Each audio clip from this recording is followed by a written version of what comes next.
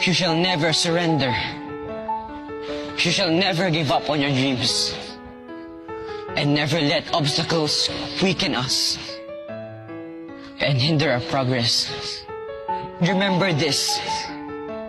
People may talk behind us. People may not believe in us. And people may drag us down. But do not be shaken.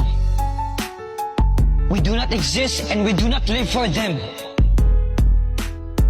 Because we live for the people who have faith and believe in us.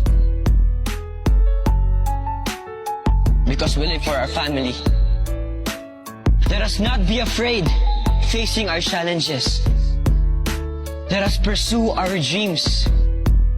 Mapapagod, pero hindi po susuko. Masusugatan, pero hindi aayaw. Mabibigo, pero hindi bibitaw.